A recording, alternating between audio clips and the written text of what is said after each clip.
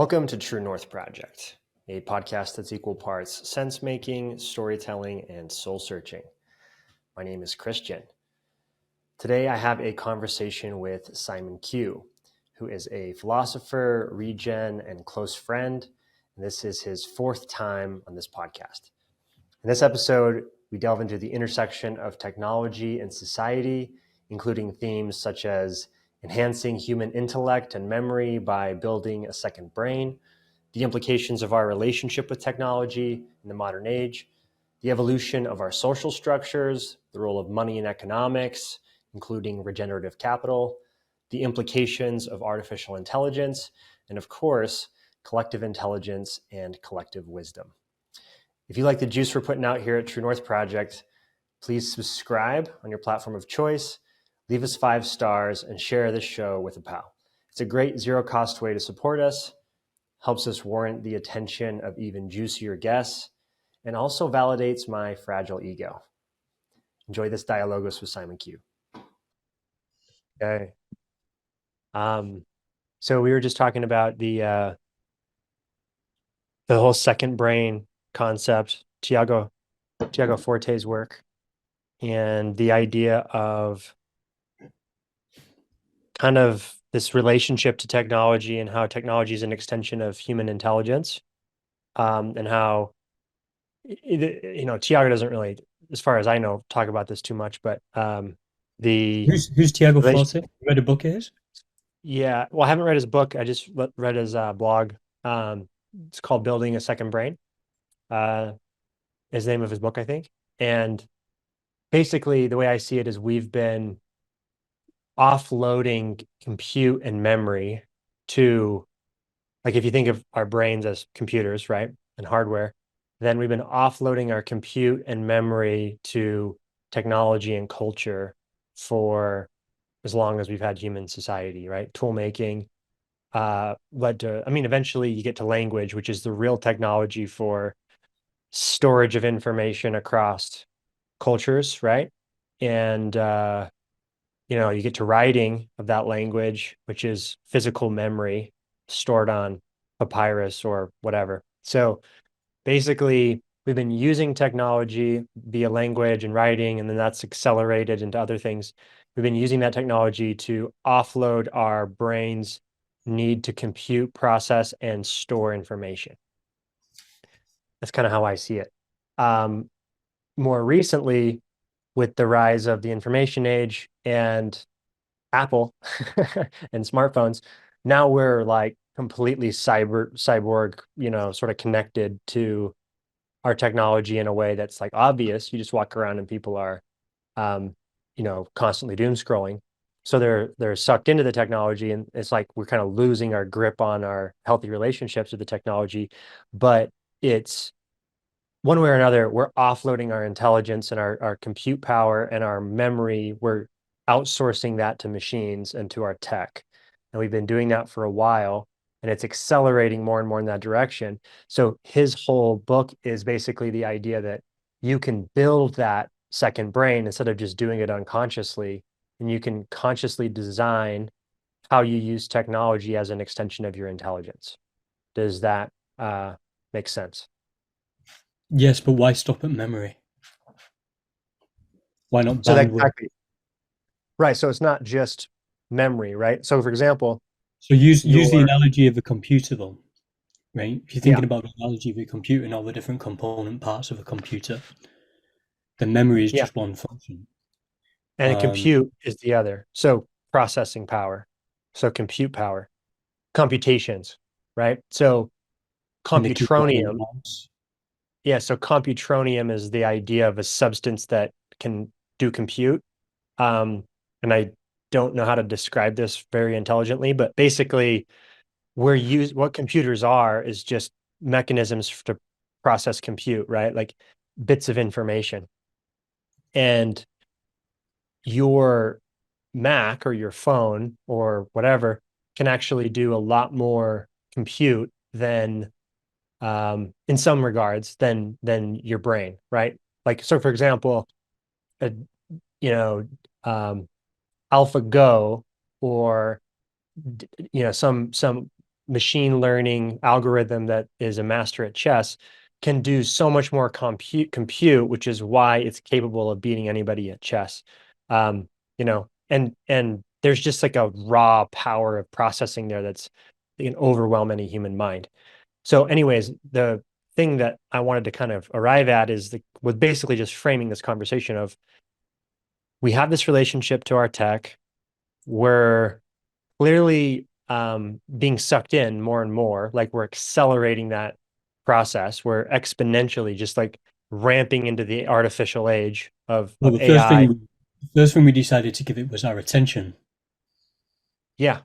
Um, it's completely at this phase, and because of other incentives, it's not even really optional, right? Like 90% of adults have a smartphone. There's a huge just survival need that drives people to getting into the race of technology. And then there's the game theoretics of platforms and companies that want to optimize for your attention. Like they want to extract as much of your attention as possible. And so they're optimizing for like time on site and stickiness of their products, right? So there's a many reasons why, right? Our reward systems and mechanisms have been hijacked. And there's many reasons why we're in this sort of like space, but um, this can kind of go in multiple ways, right? And you see it probably playing out both ways, where you have the doom scrolling zombie humans that are more or less unconscious of that relationship, or they're conscious but helpless they don't have enough will or whatever to change the situation. So their screen time's 9 hours a day or whatever it is, and they're kind of in the rabbit hole. And then there's the other way it could go, which is like seeing it as a tool and using it as a tool and being the master of the tool. And then there's the kind of other scenario, which is like, but what happens when the tools wake up and become the masters? And that's also a huge concern, and probable outcome probably of the trajectory that we're on now at the current arms race with AI.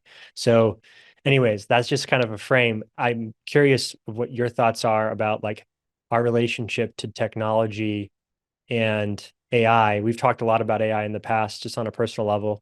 And I'm wondering, like, because it's been a while since we've really had a drop in, and you've been on this journey traveling around and stuff and having a lot of fresh experience. And so I'm curious what your thoughts are now on the whole space and Well, what you think about the second brain idea as well. I spent 2 months in a eco tech hub in Italy with the the sponsor of that place is a has a PhD. He's a doctor of artificial intelligence. He actually wrote the for his for his PhD. He wrote a book about how to program. This was written. This was what 7 or 8 years ago. He wrote. He basically wrote the technology that allows for computers to be able to follow your eyes. Okay. And he did it as part of his project at university, and they commercialized it. And he obviously had a part of that, but I think he was a little naive that it would be used for commercial reasons. That's not why he was just doing it out of curiosity, you know. And of course, now Kind of like, every single big company in the world uses that technology. yeah, it's kind of like the infinite scroll technology that um, Center for Humane Tech, bro, um, designed, and now he has sort of qualms about because everybody's using it to hijack limbic systems for doom scrolling. But he initially was just trying to innovate. Yeah, so we got to be very, very present and thoughtful when we design this kind of technology. Um, and so you were talking about second brain, and you were talking about what you've done with Notion,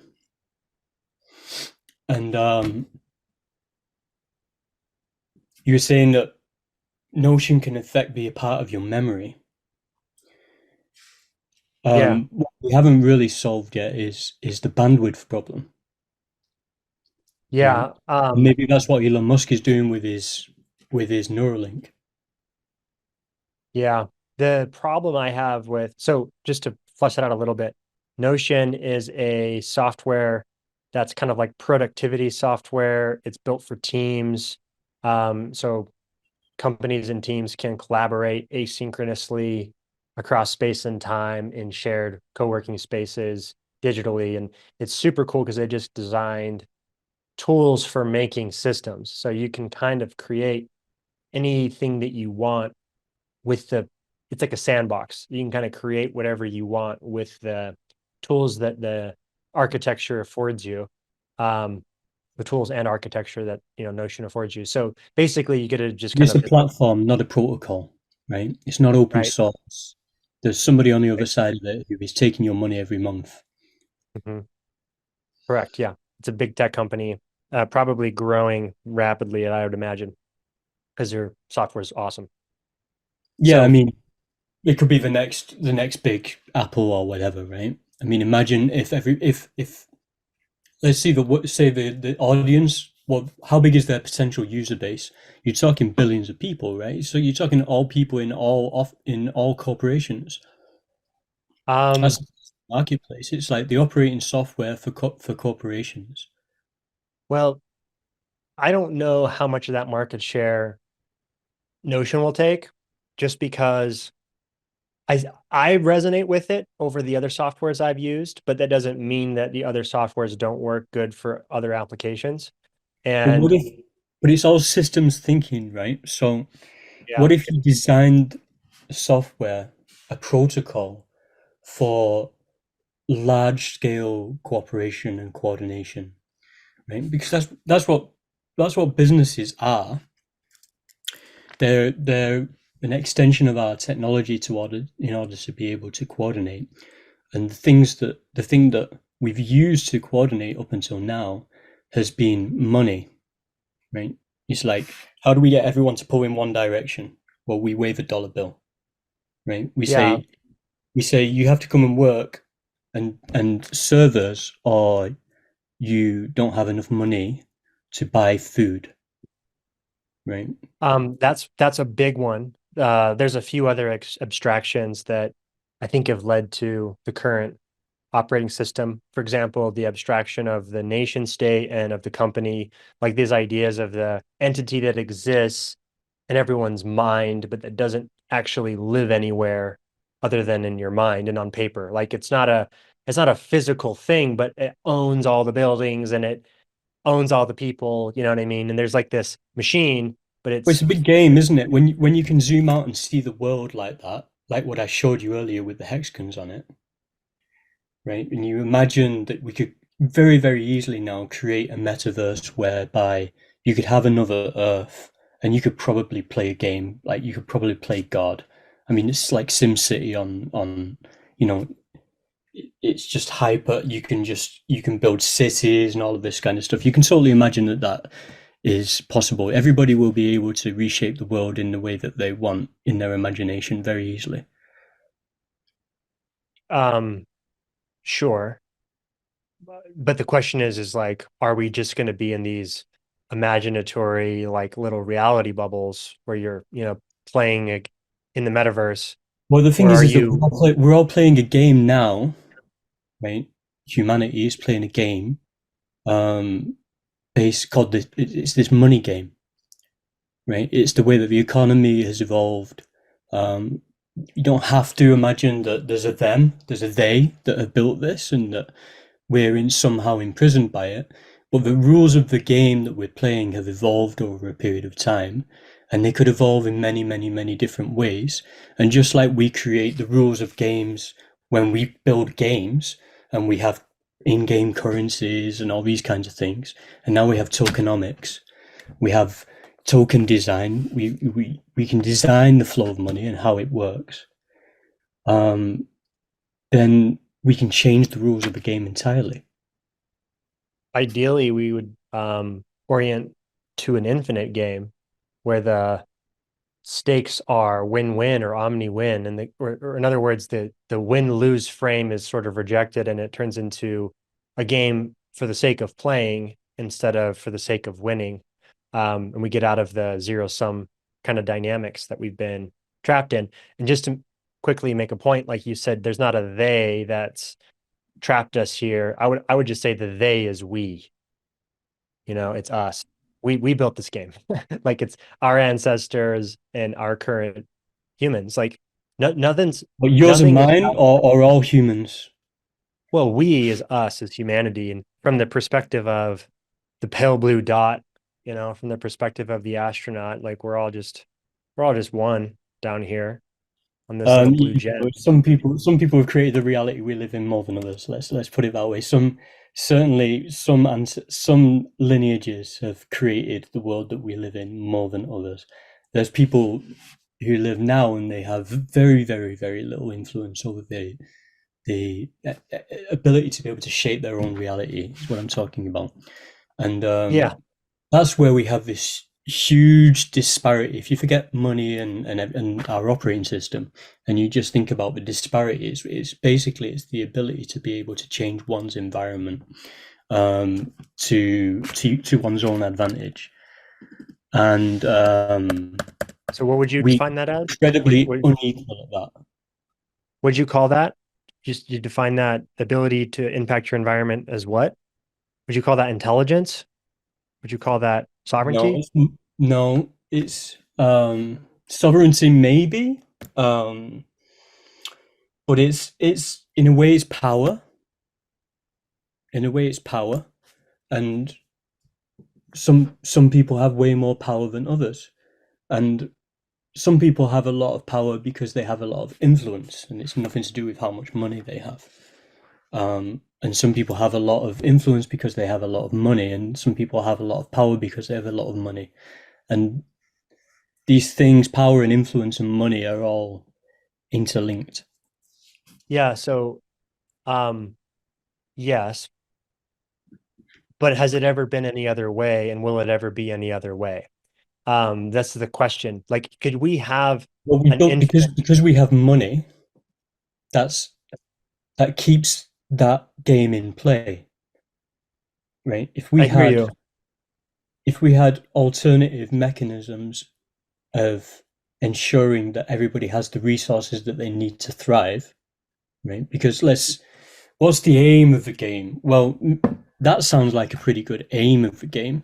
Right now, the aim of the game is for a very small number of people to be able to dominate everyone else. And that's the Um, aim of the game because that's how it's been designed. okay. So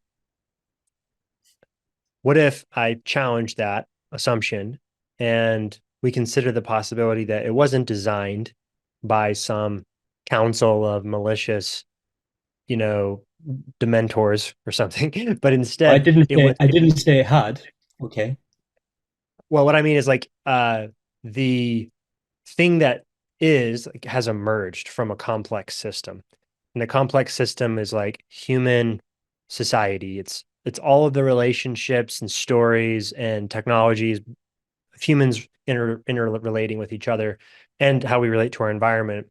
And that has shaped ours first our biology, right? The environment has shaped our biology, the cycle of the sun and the moon and the deep time of just endless seasons and rhythms of nature has given rise to a circadian rhythm and ovulatory fucking fertility cycle and all these things that like our bodies do just because they're evolved. They weren't designed, they were evolved by deep time and complex systems. And then that has emerged sort of this strange phenomena that, as far as we can tell, is pretty special.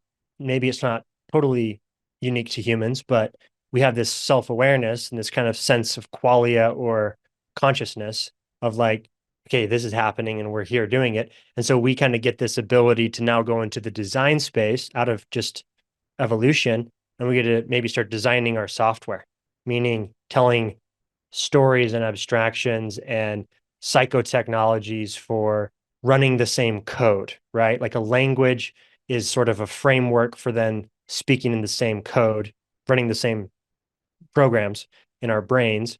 And then certain of those programs catch on, like money, for example, like the one you're talking about. But to keep in mind, money was probably extremely, probably thought of at the time as a huge revolution and leap forward. And it was, if you look at it by all counts in terms of human coordination, it allowed us to go global. It allowed us to, Wait, do all kinds but of, nobody ever, when money started, money wasn't invented where somebody gets the Nobel Prize. You know, it wasn't where everybody's like, well, what a fantastic invention money was. no, it came out of utility because we wanted to trade stuff and eventually found out it's easier for us to trade these shells than it is for me to divide that cow in 10 pieces, right? So it's like, let's just trade some tokens and we'll agree on the value and then we'll have a medium of exchange. That's But actually yeah, a but huge leap. that was already, sorry, but that only happened after the erosion of trust, or after we came across dealing with people that were not in our immediate Yeah, family, yeah, friends, like probably around the Dunbar number, right. people outside of our network of trust. When we had to deal with those people, that's when you needed money, because before then you would know people and you would just give people whatever they wanted, and you would be able to ask for whatever you wanted, and Yeah, you there would there was, would be a gift economy with it, right. I agree. But I would argue that, or mutual credit at least. yeah, but I would argue that, it wasn't just money that changed that scenario. It was also the fact that we started writing down our ideas instead of just having oral traditions, So the dawn of civilization, we'll just call it that. And, you can't really pinpoint one particular time that it happened, but we'll just say dawn of civilization, agriculture, and a shift from the Dunbar tribal society into where we are now. Okay, so we've started designing human systems and technologies and tools, So right? how do we evolve beyond money? Well, that's a good question. So if you think of money as velocity or as uh, like the lubricant in the machine, it's like the thing that causes movement, right? Like it's how things move from one place to another. It's how your Does skill it have any transfer thermodynamic energy? Does it have any energy, or is it just money. data?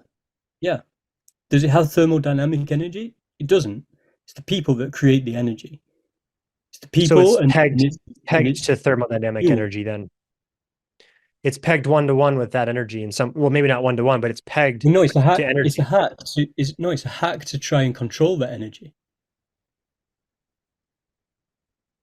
Okay. So if I It's want like, well, to, we'll create all of the money. By the way, it's this thing that you need to be able to control human beings and control energy flows. We'll create it all, and we'll sort that out for you. You just trust us. so I acknowledge how broken our current economic system is. So I'm not championing an old legacy system that was at one point super cutting edge and now is like a dinosaur. I'm not trying to hang on to So the dinosaur. that's the question. So how do we evolve? Okay. Um, First, you have to, I think, focus on healing the trauma that money has created in most of us.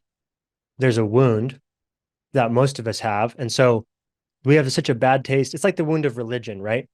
You get burned by a cult or a fucked up church or whatever it is, some sort of repressive thing. And you're like, this isn't for me. Fuck religion or a church or whatever. God doesn't exist. We're just in a random universe and blah, blah, blah. And what you do kind of subtly without noticing is you cut yourself off from the idea of the sacred and you completely throw the baby out with the bathwater. And so you lose something super vital, super important, which is you know, not just the idea of sacred space and sacred time and those types of things that like Mircea Eliade wrote about and, having things distinct from the profane world, aka like a Sabbath, having like one day of the week that you like, no, this is the important day where we just focus on the shit that actually matters. We don't play this fucking money game all the time, right? So we threw all that out and we just fell into the profane world entirely when we lost religion.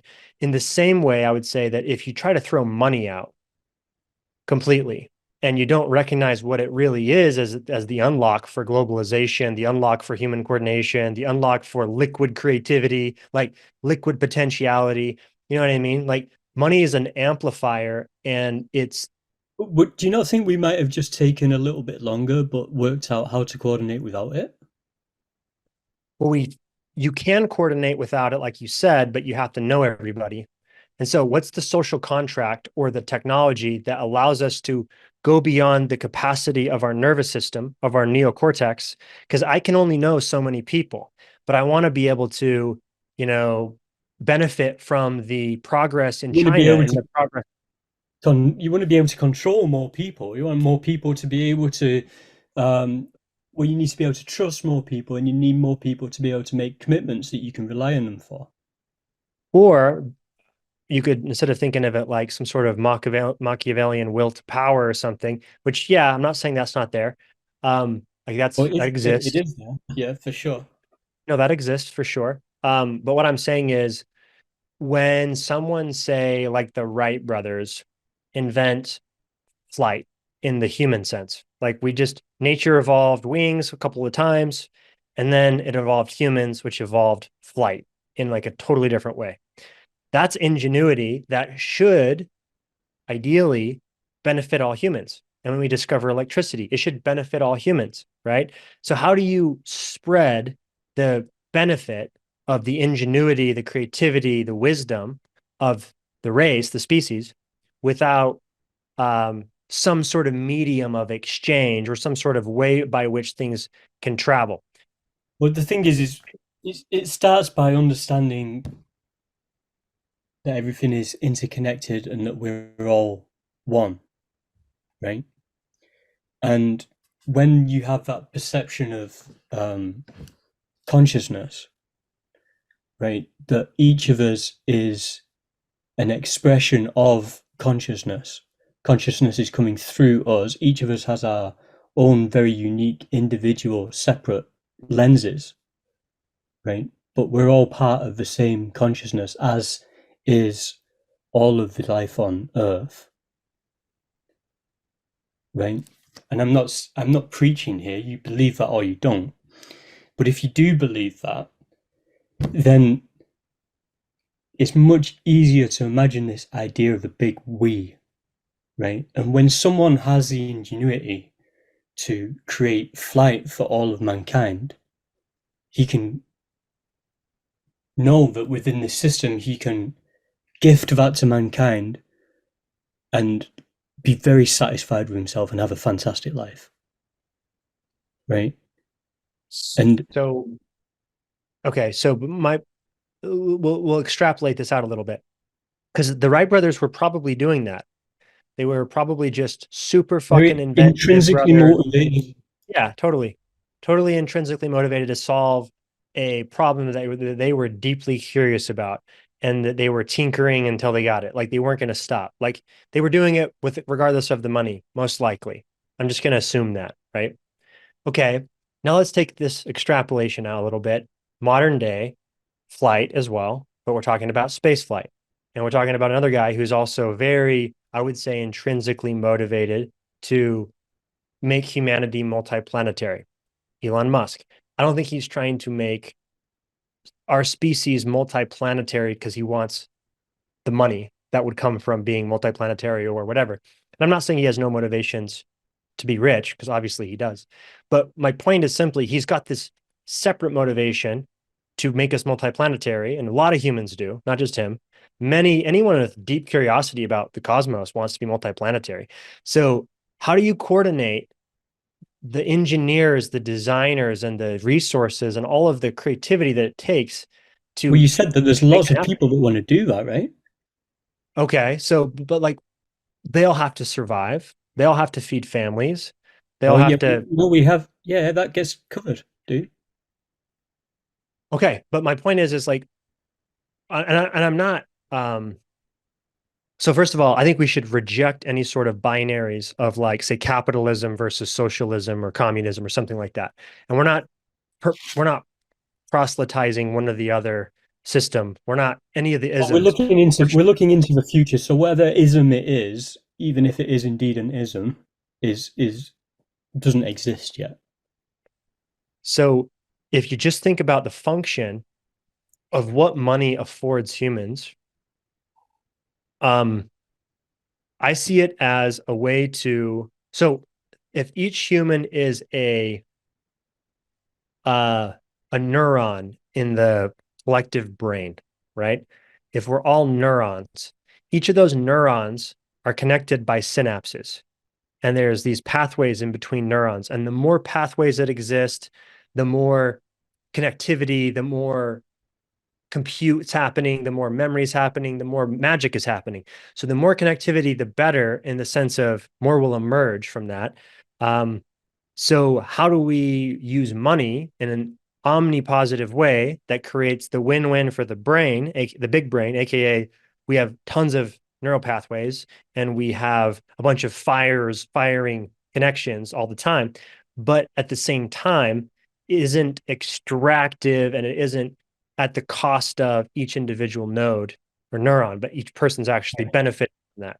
What you've just described, though, is the noosphere, right?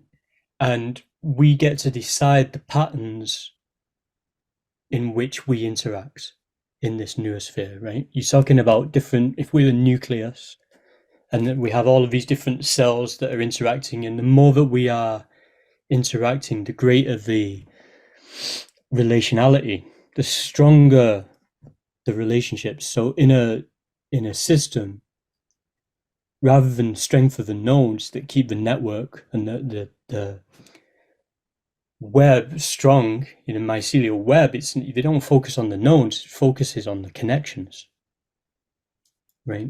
And so you were saying with synapses, the more connections and the faster the connections, the more intelligent the system is. And so we need to be rapidly coming to consensus and creating synthesis and synergy amongst lots of small groups of intelligent people who are building the future, right? Yeah, that's already happening. And because what we've done is humanity early on in our evolutionary track, like, well, we optimized for collaboration and we ended up beating out the other species, and nature selected for us because of our collaborative advantage. So we outcompeted all the other hominids. We survived all the horrific chapters of destruction that have been in our past, through you know, through collaboration until we through got to a certain collaboration. size. Yeah, Yeah. And so, but this is the case with nature on every other species too. Like, you know, ants are, you wouldn't describe an ant as an individual. You would describe an ant as a colony because it only makes sense in that context. And then, though, that might be like a really complex, impressive, functioning colony with thousands or millions of individuals. But then what happens when it meets another colony? There's fucking war, right? They go to war. And so nature is war. Like on one level, nature is war for the best ideas or the best genetics. Like it's playing out. What's the fittest thing for this niche? That's nature, right? It is amoral. It is an amoral novelty engine, as Jamie Will would say. It's just optimizing for novelty. It does not give a fuck about your feelings. So that's happening. Okay. I'd say I'd say that's a harsh view of nature.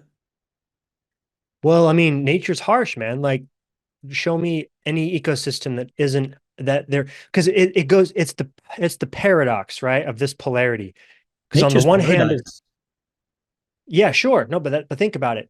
You've got paradise, you've got the garden, right? You've got the jungle, the garden, the the unexhaustible variety of life. That's the Amazon, right? It's like, oh my God, look at all the species, look at the biodiversity, look at the paradise, look at the garden. And then Yeah, you but it's go into the dangerous. You don't garden. want to be there on your own at night. Yeah. Exactly. You go into the garden and it's trying to eat you. Like, the fucking garden is actually alive and everything inside of it's eating everything else all the time, 24/7, never stops. Everything is eating itself. That's war. It's the paradox of nature. You've got this sort of competition on one level begets harmony and synergy on another level. The predator eats the prey, and Well, the herd is healthy because of it. well, there's safety in numbers, though, isn't there? I mean, we're just like any other species. You remember Avatar. I mean, the way you just described it is when he first drops down in the middle of the night in Avatar, but then Yeah, his girl comes along and everything calms down, right? Because she knows how to behave there and how like it's part of her nature. yeah. And so, um, but yeah, the strength in numbers. So Um, so, but let me just get this idea real quick. So we're currently we've got these bodies that evolved from that, right? So you have to remember we have this evolved hardware, and that means on a level we have a lizard brain that is fight, flight, fuck. You know what I mean? Like that's freeze, whatever. Like it's like primitive. And so we're dealing with waking up from this backdrop of like, okay, we're coming online, we're becoming conscious, we're becoming self-aware, we're becoming globally connected, and we're becoming like masters of technology and we're building godlike technology while still living in the lizard brain fuck monkey suit. Like we're still inside the natural biology that we evolved with, right? And so you can't discredit the fact that like look at how far we've come from just chimps, fighting each other and then tribes cooperating and then warring with each other. Civilization that, I mean, obviously went through empire and all the fucked upness of, you know, genocide and inquisitions and all that. And we're now at this kind of globalized global economy, global internet connectivity, artificial intelligence emerging. Like we're we're maybe giving birth to a totally new type of life. If you think about like Max Tegmark has this frame, life 1.0, your hardware and your software is evolved, right? So your body is evolved by natural selection, and your mind or the program you're running is just instinctive, right? It's like how a wolf knows how to hunt, or how a lizard knows how to fucking run away. And then life 2.0 is your hardware is evolved, but your software is designed. And that's kind of where we're at right now. Like you're still in an evolved body, but your mind is more or less designed by your culture and by you, by the ideas that you resonate with, and by your own curiosity and whatever. And then life 3.0 would be where the hardware and the software are designed, which is AI, robots, machines, potentially humans if we just get mastery over biology and we can CRISPR humans into whatever we want, you know? Like we're kind of at this precipice of maybe a Cambrian explosion of new types of life and intelligence, which I honestly don't think that there's a more important conversation to have than the conversation around AI, because it's literally the tipping point of like culmination of all of this evolution up to now, giving birth to something totally insane, and who knows what it's going to look like.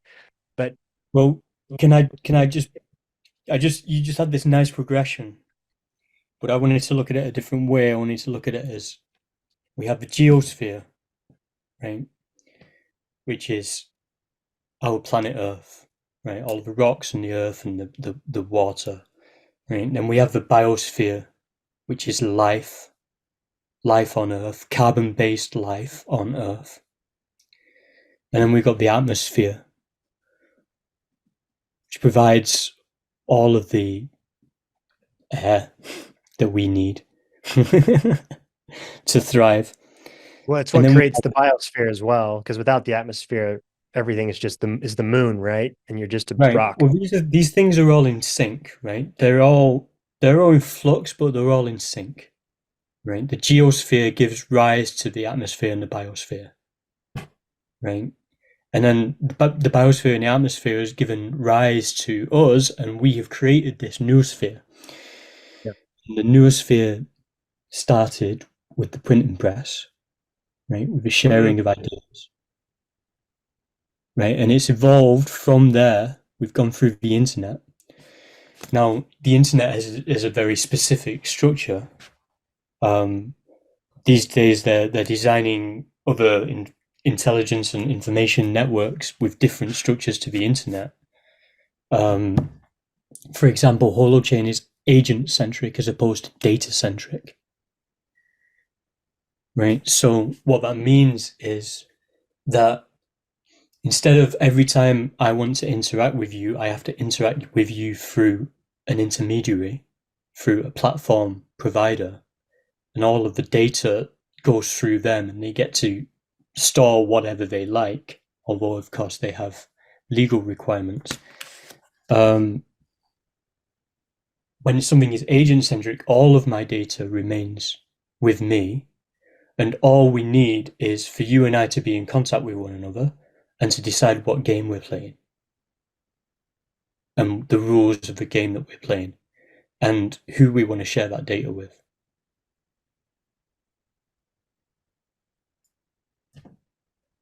Okay, So so anyway, well, that was how's a that? sidetrack. So, but the point being is that we have designed a noosphere, right?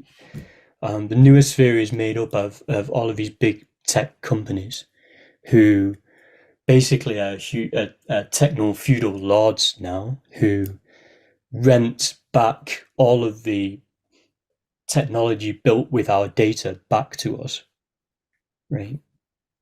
Um, well, all of that technology has been produced from our collective knowledge and our collective intelligence, right? That technology belongs to us, to humanity, right? Because if it doesn't, it belongs to the people who can afford to buy shares in technology now.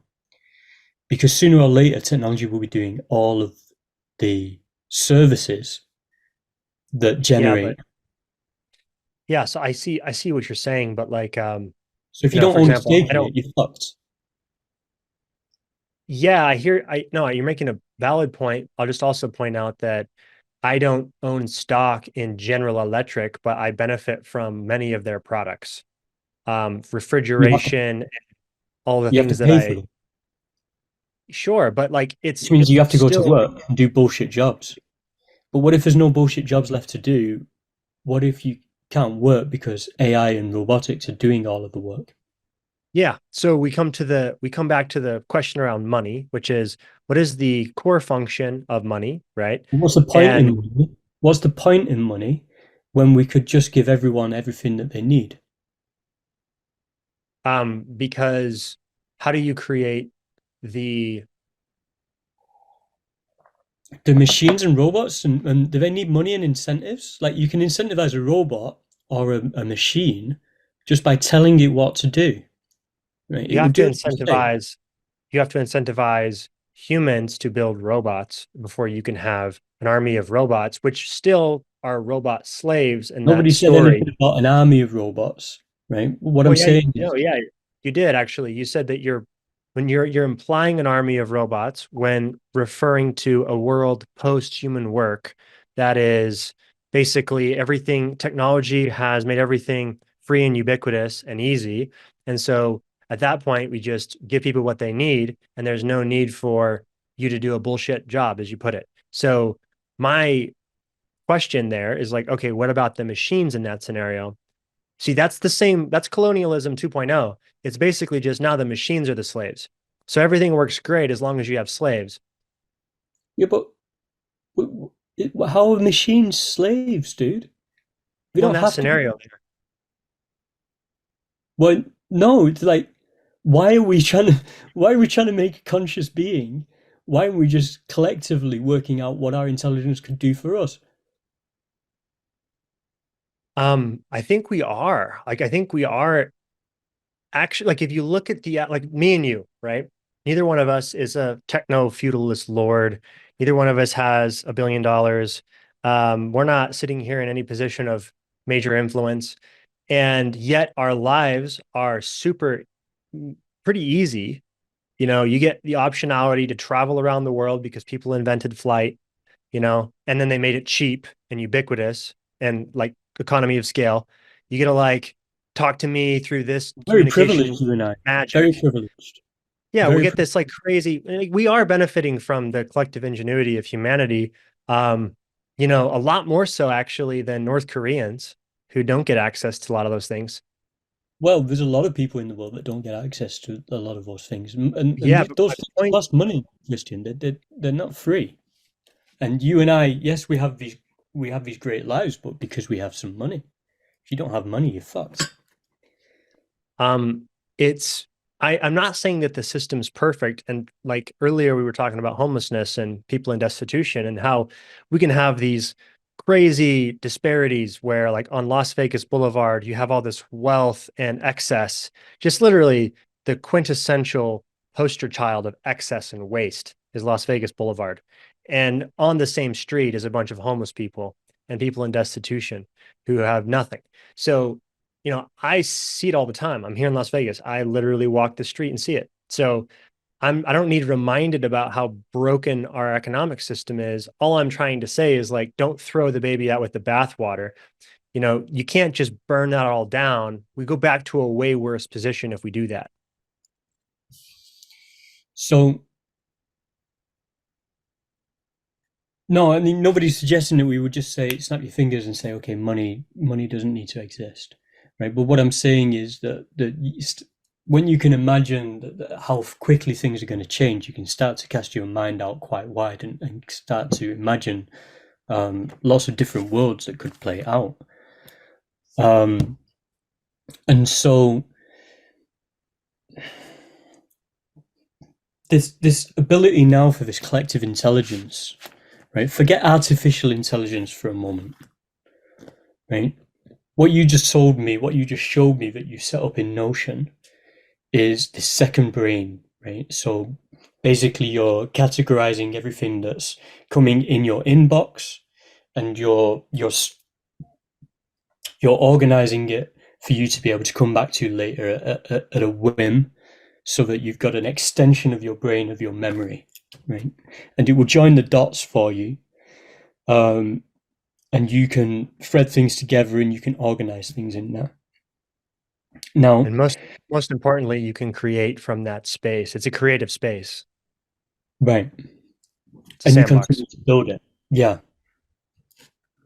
And so you can have that, and you can have that with a team of people all working together, and you can have an AI and an intelligence, and we don't need to can't say this word, anthropomorphize Anthropomorphized. Yeah. the AI, right? Is just a tool that go and it's learned how to speak and communicate with us. That's how bloody awesome it is. But it would just go between all of our work, and it would tell us where we have all of these synergies, right? And we will communicate. The idea would be to have, let's say you have a group of 6 people, a team of 6 people, right? One of the things that you want to optimize for within those 6 people, once you're all very clearly aligned behind a very specific vision, right? That's the most important thing, is that the vision is incredibly well defined, and the mission and the values of that team. Everybody has their role, and you're sharing everything that you're doing on with regards to that particular project, and it's all going into a collective brain, and you're scheduled so that you're optimizing for meeting each and every one of these people in groups of one-on-ones, and in groups of fours, in groups of tens, but it's all scheduled out, and your meetings are all there, and it's all, it's part of it's an algorithm, dude. It's a fucking algorithm for organization within a small team of people, right? And the more you can spend time with these people, and the more you cross pollinate your ideas, and of course you need to leave time for the doing work as well. But and these meetings can be incredibly structured around basically what your big brain is telling you need to talk about. Well, it's also, depending on how it's designed, it can be a bottom up, like it can be agent centric, like you were pointing out before, and it can, you design for emergence. So instead of saying like the big brain is like the big cheese with the CEO title or something, instead, the big brain is the noosphere that is the all the connections between us, and it what emerges from our complex system of human interactions and software and technology and AI, that is the outputs of the system, right? That's the, the collective coordination. So imagine these six people, three of them have internal roles, three of them have external roles. You can have a balance of different polarities. You can have these six people each representing potentially different archetypes of humanity that balance each other out. And each of these cells of people, um, there's an AI in the center and it acts as the scribe. And so any meetings in between these six people, you have an automatic summary and is stored semantically, it's vectorized, right? So that the collective brain can make sense of all of those synapses, all of those interactions, right? All of that relationality, all of those synergy and ideas, right? That's collective intelligence. And then the AI, imagine the AI is like it's almost like a totem pole at the center of a community, right? And when you're communicating directly with the AI, you're talking to the middle, right? You're talking from the middle to the middle. You're talking on behalf of the we to the we. Well, And no, you're talking from the me to the we. Assuming that the AI is doing a good job of synthesizing the we. right, assuming that. Um, So when it comes to Notion, I think that just to tie this in with money, right? Like Notion has created something incredibly valuable and powerful.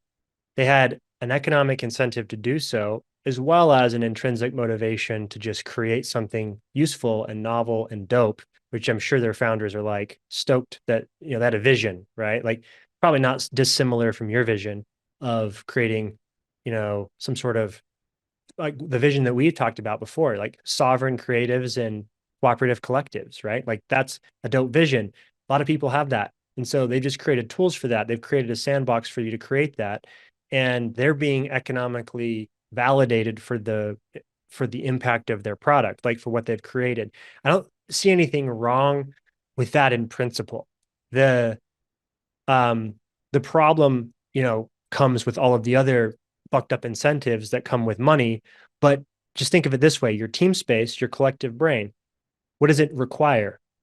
Well, it requires inputs, and the brain's only going to be as good as the inputs, as good as the actors, as good as the agents that are like if you had 10 rock stars of super highly curious, creative, wise humans populating the brain full of the best shit, creating, designing the best systems for co-creative, collaborative spaces, and for storing the wisdom in an organized fashion that makes sense and that can emerge future creativity, then you've created something totally different than just somebody dropping their notes in a fucking bin somewhere called Notion.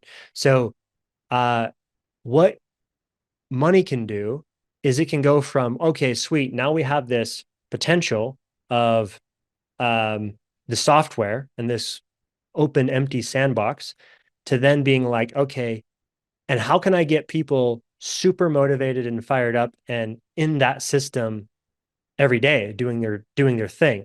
Like I can first make a super aligned vision and I can make a company or a project or a team and be like, hey, this is what we're doing, and that will attract people, right, that are resonant with the vision. But then they have to eat and they have to pay their bills, and their rent in Denver is fucking $3,000 a month or whatever. And so it's like they're living in 3D, So by being able to say, okay, and here's 90K a year for because you're super skilled and talented, and I want you on the team, now you've created more value in the brain, right? And what you can create from that. But the point is right. We don't need jobs. We just need teams of people coordinating to Yes, to make the world a better place. correct. But those people live in 3D. We should figure out how to make money propel the ship. Like if money's the propeller, the ship needs juice, needs wind in the sails. It's got to go. You know what I mean? Um, well, we need to use what we've got, right? And so think of money as the fuel that we are burning to get to where we need to go. It's Correct. compost. It's Yes. financial compost. Yes. Um, and so Dude, it's always been that way. Think of it like this. You could take you could go grind and work at some soul crushing job and make and save a bunch of money, right? And now you have 100K in the bank and you're like, okay, I'm going to do my own thing because I don't want to just serve this fucking beast anymore. And then so you you need more leave than with your, 100K. But yeah, well, I'm just saying, like, you leave with your money, whatever you've got, and you can effectively launder that money. In other words, you can clean that money up. The energetics of that money change when it funds your passion project, when it funds your purpose centric or ethical endeavor, whatever that is, right? That's an emergent property of your creativity. And the money is just the wind that you have in the sails or the fuel in the tank. And you need that fuel or your vision's just stuck. Dude, trust me, like I get it. Like I've been but stuck yeah, but the with problem is the vision and problem no. is the problem is that you're limited. You're limited in what you can do because whatever you're doing must make money, right? Well, but that's But all of the things that we need to do to make the world a better place don't make money. disagree. I disagree with that claim totally. So first of all, here's one example. The Institute for the Future of Life, or the Future of Life Institute. It's a nonprofit created by Max Tegmark and a bunch of other AI researchers and stuff like that. And it's all about how do we create safe technology that does the best good for the most people. Like it's just, how do we make a good future for life? And technology is at the front and center of that conversation. What They're a are these guys called? nonprofit, Future of Life Institute. And yeah, I just finished Max Tegmark's book, Life 3.0. Um, he's got a dope podcast with Lex. So if you want to check him out, highly recommend. One of the best conversations I've heard about AI. But the point is, he wasn't selling a product that's like, hey, let's go to market with this product, but he has a super important mission and a super important purpose for the institute that he created. And so, in that scenario, they were able to raise money from philanthropy, from people who are also super keen on the idea that we should be funding AI safety research, guys like Elon Musk and whatnot. Philanthropists, though. Yeah. So, but the point is they're They getting the don't need fuel money in back. other ways. What's that? They're not asking for a financial return. Correct. Okay, so if there's no financial return needed My to point make is that there are scenarios like that one. That's just one example where the market, quote unquote, is valuing projects that are not profit centric. well, it's not the Like, market that's doing that though. I mean, if it's sure it is. philanthropy, it's not the market that's doing that. The It's market, that's the same thing. no, it's not. That's no, not at all. The market has its own force. That is people saying, okay, this is what we want to bring into the world. The market is very restrictive in terms of what it wants to When bring into. the market is the place where people are bringing shit into the world, and they're exchanging money. Like Elon Musk funding Future Life Institute is a market transaction. It is a new startup getting funded by an Why? What? investor. But why can't money solve climate change? Why can't money solve world hunger? Why we still got all these big problems? And money's just not the operating system that's going to help us solve these problems. It's the cause of these problems. It's like, well, when we um the first thing is as humans we have to measure everything, right? You ever see any you see a dolphin with a ruler? You see a chimp with a meter rule? It's like nature doesn't need to measure shit. But for some reason, we decided we need to measure shit. We need to record everything, and it's just it seems silly, really. Well, the We need to, alternative, the al first of all, I see the utility of a measuring stick to confuse reality for the measuring stick or the territory for the map, right? If you confuse the map for the territory, then you're fucking lost. That's well, obviously a problem. this is But the that thing. doesn't mean that maps First of aren't useful. But what we do is we abstract value from the real thing that has value, and we abstract that value, and we say, okay, now the value is somehow in the money or in the what it's worth in money, right? And once we've done that, that allows us then to extract value from the thing, right, and bring it into the noosphere when actually, you know, value is in the real world things. And by the way, there's so many things in the real world that have an immense amount of value that we do not measure, which means that like, the mums get paid, right? A tree that falls or that is cut down in a forest, an ancient tree. What's he going to make? Like, I don't know, $1,000, let's say, of lumber, $10,000 worth of lumber. What's that tree worth? It's worth potentially trillions of dollars in terms of all of the service that it provides in that ecosystem that keeps the rest of our ecosystem thriving, which in turn feeds larger ecosystems, which in turn feed larger ecosystems in the world in which we live. And we don't value any of that. So, and I'm paraphrasing there Daniel Schmachtenberger that I just saw a clip of him talking about it, so he'll do it much better justice than I will. Um, where was I? Well, You're gonna have to type this back. you're in the middle of a deep philosophical pander about how money is the root of all evil. No, I'm not saying that. I think whatever it's got us to where we are. I just think that we probably don't need it where we're going. Where are we going? Well, we don't know yet, but I just think that if we can use this technology, this amazing technology that we've built to collectively build the future, then we can build whatever we want. Right? Correct. The problem is So, is that is that we don't the big we doesn't exist yet. Right? It's not. It's so the they, and it's the they is the people with all the money. the big we exists to lots of people.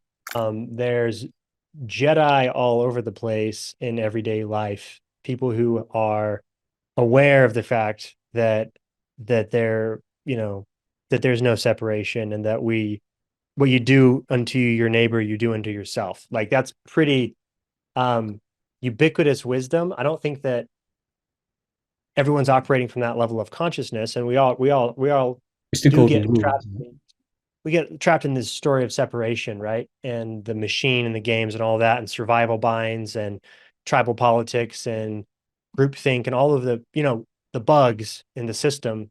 But there, think of it like this. We had to, you know, no, this was your buddy. I think I heard this from you, or right? Like the light bulb was invented by candlelight, right? No, So, that'll be Mallow. That's right, Zachary Mallow from the Moneyless Society. right. So if light bulbs invented by candlelight, then what's been invented on the back of money? The light bulb and fucking everything else. like like it's created the Right, but we didn't synapses. need the point of that analogy is that we didn't need the candlelight after we invented the light bulb. Yeah, but you can't just disregard the role of fire in our evolution just because we have light bulbs now. I'm not going to disregard it. It's got us where we've got to, right? And I'm not Yeah, saying that we wouldn't need it in some capacity for different things. right. Uh, So my point is money might, I'm not saying that it is the God we should worship. It shouldn't be replacing God in well, it the should be a sense of, tool. It should be used as a yes, tool to yes. to get to make sure that everybody has all the resources that they So need to then, be able so then let me ask you this question. What is conscious entrepreneurship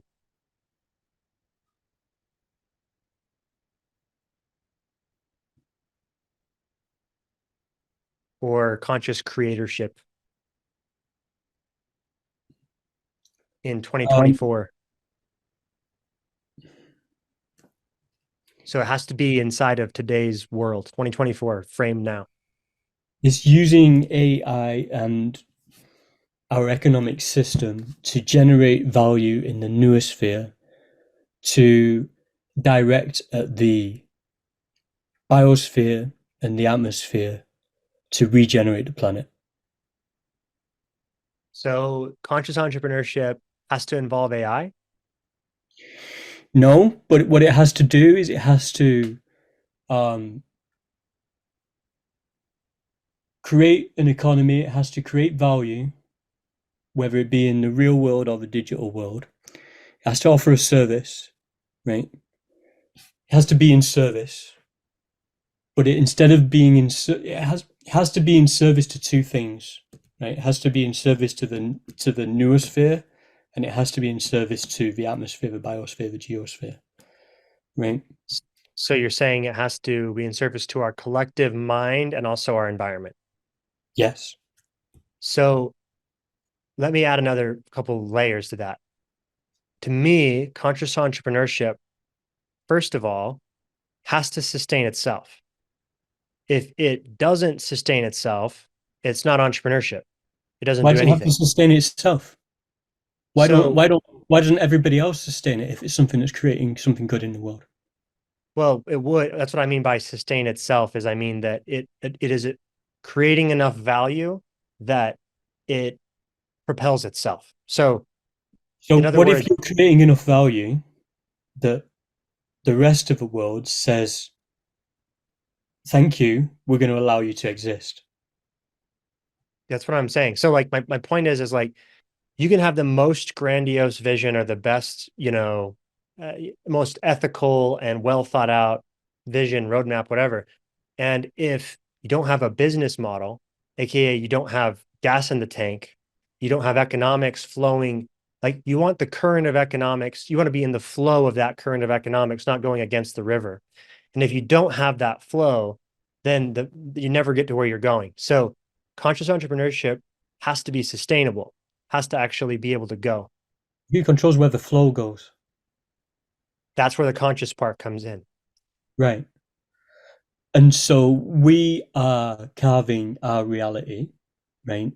And so what we choose to participate in and what we choose to create and what we choose to support Yeah. is what creates our reality. And Yes. uh,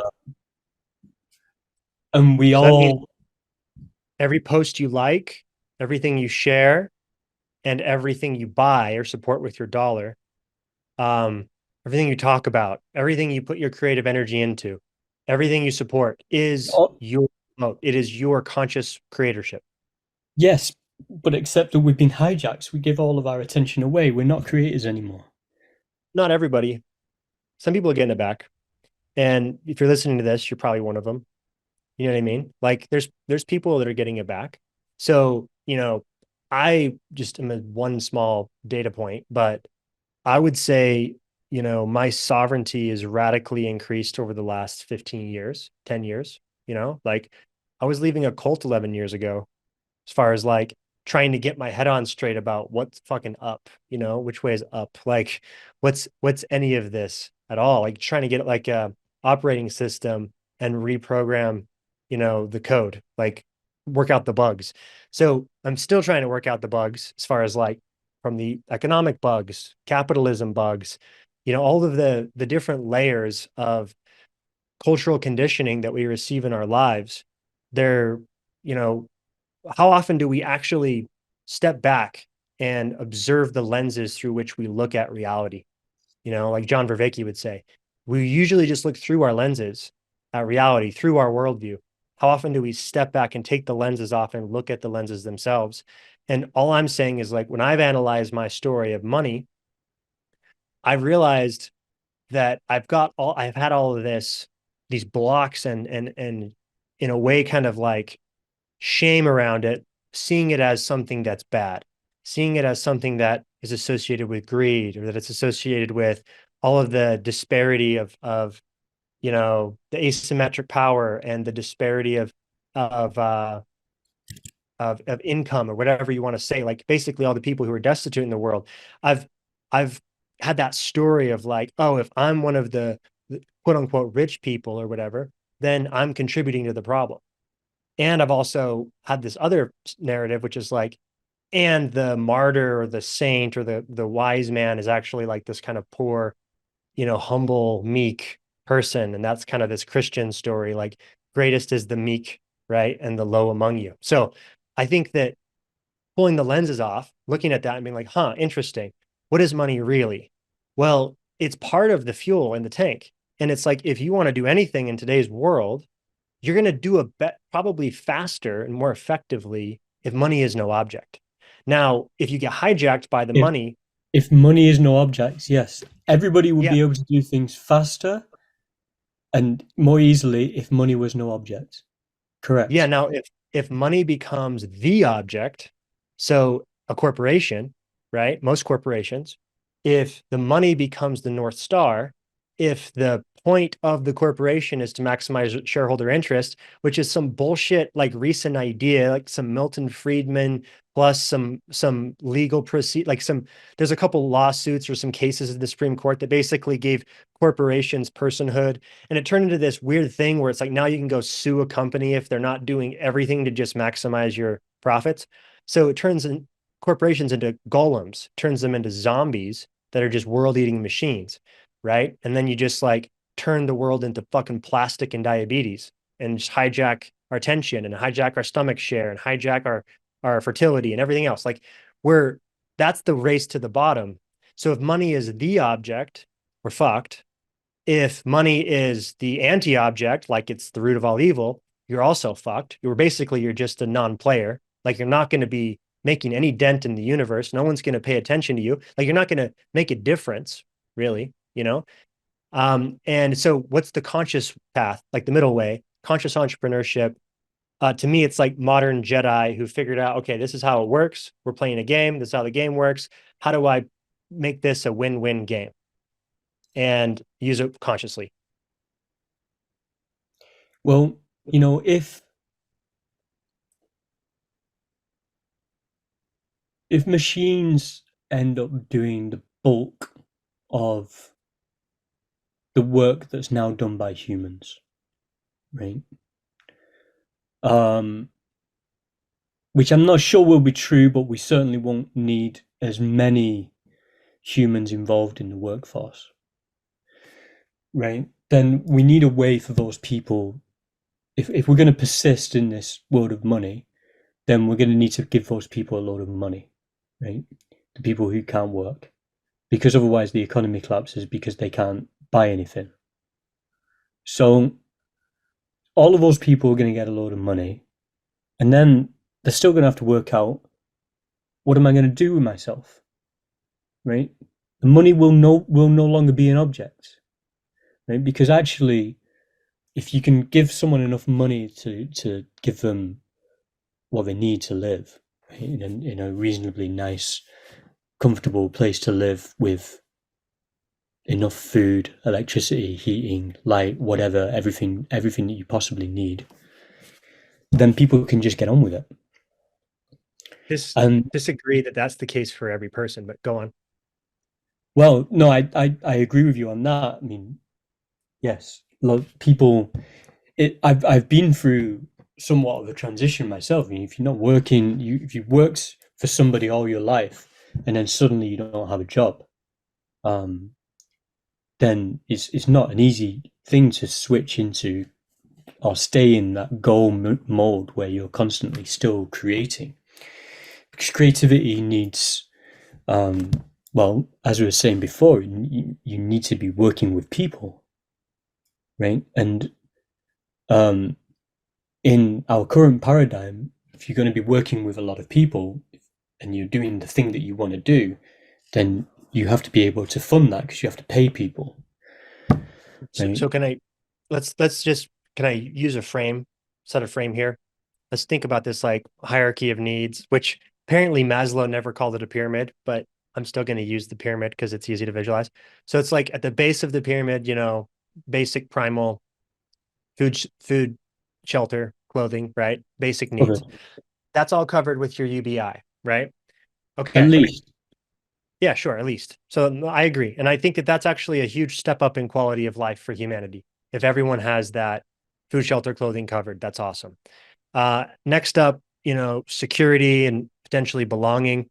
Um, that's harder to have money cover that, like maybe security, like let's say the UBI is never going to go away. You'll always have this sense of like your If everyone's basic. got their needs covered, there's not going to be much crime, is there? I don't know. That's probably it goes down, but I would have guessed, but that's just a guess. I don't know. You have to see the data. Well, You have to make these. there's a direct correlation. It's very clear in the stats. Okay. I would that's rings true to my intuition, but I don't know. I haven't seen any data on. I don't know how much data there is on like widespread UBI in a society, but I would imagine crime's probably lower. So, if you're not hungry and you're not destitute, you're probably less criminals. Um, that being said, people still need belonging. All right. Now we go up another rung of the pyramid, and it's like, okay, you need some sort of like uh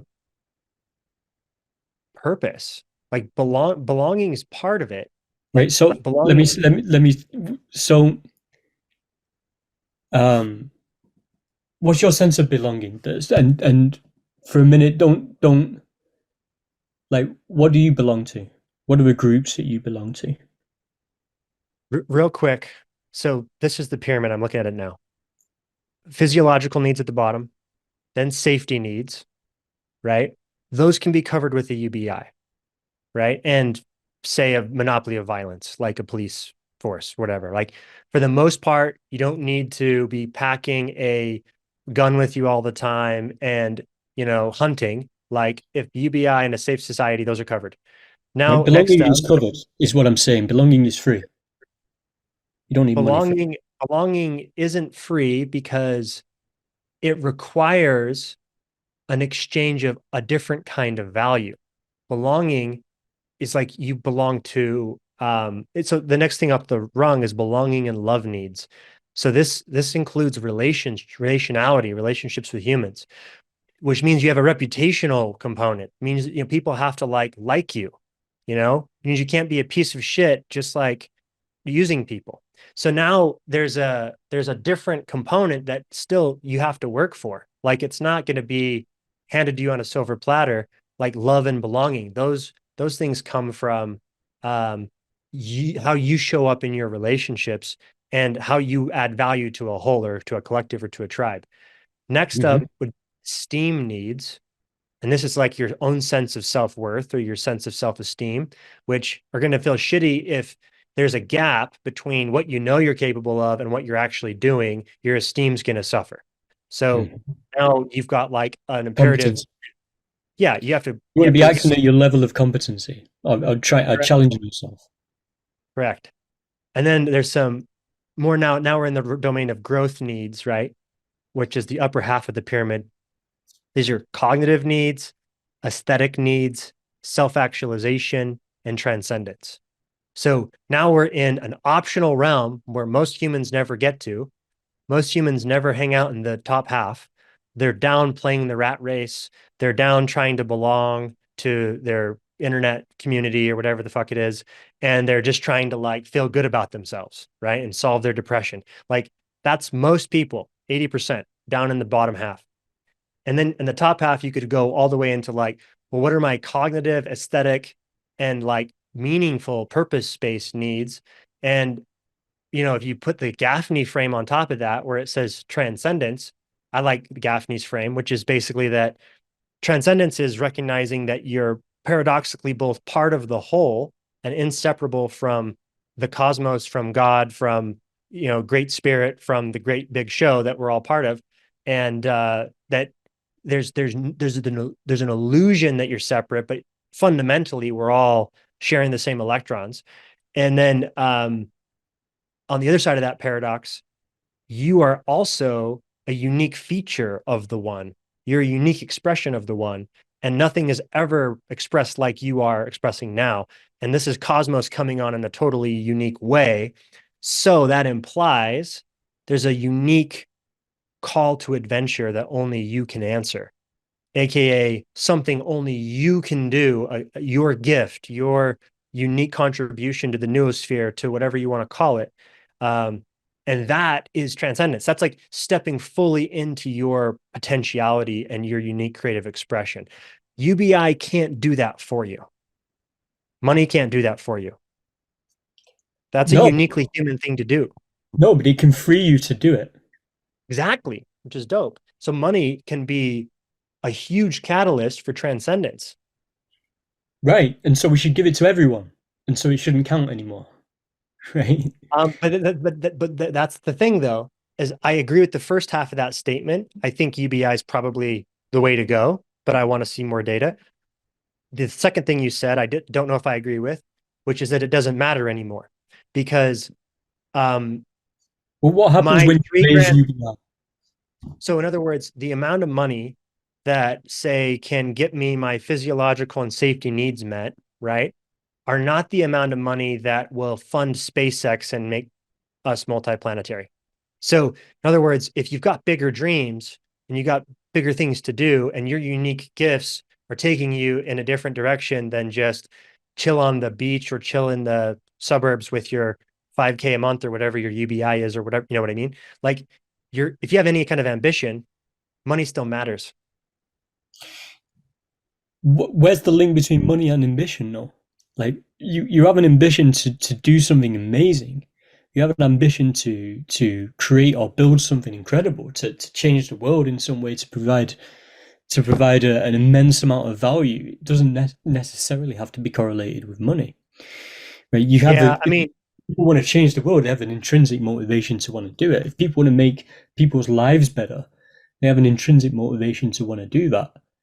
Um, so my so my point with that is, and this might evolve, as our story around money evolves. I would imagine this will evolve as well. I mean, if we get to the place where an AGI is making the lag time between imagination and reality fucking low, and there's no need for raising money to coordinate a team of humans together to build some stuff. And instead, it's just like go into your command center and design and work with the AI and create and whatever. I still think, and it might be that it might just be like, hey, this is my crew. We like to create cool shit together. This is my creator team, my tribe or whatever. We've self-organized into this cool little hub in our Notion team space, whatever, and we can easily value Notion's contribution, or maybe Notion's free and ubiquitous because the AI version of it's free, whatever. My point is yes, technology makes everything way fucking cheaper. And so maybe money becomes less and less of a factor for most people. But I still see it as leverage. It's just leverage. It's just velocity and leverage. So if you want to be a highly leveraged person, which a lot of people do, they're going to want to have more option, like more resource and optionality to so that their signal gets amplified. It's just like having an audience, you know? Like I can say all the best shit, like attention is the real currency, isn't it? for sure. And in today's creator economy, they're almost inseparable. If you have attention, you can monetize that very easily. It's probably being monetized already for you, like, just from views. So yeah, I don't know. I'm not sure how we ended up in the weeds about money. This is kind of Yeah. No, it's When I funny zoom. actually. I was gonna say, if because I give you, we keep going back to it because I think I keep bringing us back to it. Um, but I'm just looking at the list of the things that I said that I might talk about, and Oh like yeah. money is on it, but it's not. It's like 12th on the list. But AI for the commons, I suppose, is the same thing. So the idea of the commons, I wanted to talk to you about that. Okay. Um, let's weave that with this other. There's a couple other words on here that I think I'm just going to throw out because they go with the commons. I think we can weave them all together in one conversation. So, collective wisdom, which I see that as a commons. Game Hmm. B, which is about, how do we play a omni-win game, which involves the commons. The regenerative movement, which is how to regenerate the commons and make it as beneficial for everyone as possible. So let's weave those in as well. Okay. And maybe getting land back to indigenous peoples. Yeah. um,